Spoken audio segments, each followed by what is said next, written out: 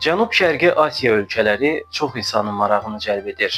Xüsusilə bahar və yay aylarında insanlar bir şəkildə bu ölkələrə üz tutur və orada müəyyən müddət keçirirlər. Hətta bu regiondakı bəzi ölkələr digərlərindən daha çox populyarlıq qazanıb. Bu ölkələrdən biri isə əyləncələr diyarı Taylanddır.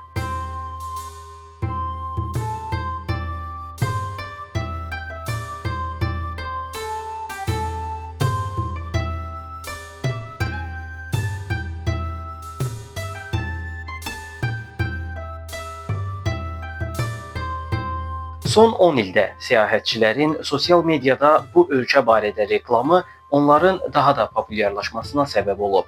Bu məşhurluğun əsas səbəblərindən biri oradakı həyatın sərbəstliyi, insanların istədikləri kimi əylənə bilməsi, ucuz yeməklər və münasib qiymətə qonaqlama imkanlarıdır. Ən böyük çatışmazlıq isə təyyarə biletlərinin bahalılığıdır. Taylandın xəritəsi dünyanın ən qəribə formalarından birinə sahibdir. Ölkənin ümumi ərazisi isə kifayət qədər böyükdür. Ölkənin sahəsi 513 min kvadrat kilometrdir. Lakin bir çox Cənub-Şərqi Asiya ölkəsində olduğu kimi Tayland da əhali sıxlığı problemi ilə üzləşir. Hazırda Taylandın rəsmi əhalisi 72 milyondur və növbəti 50 il ərzində bu rəqəmin 100 milyona çatması gözlənilir.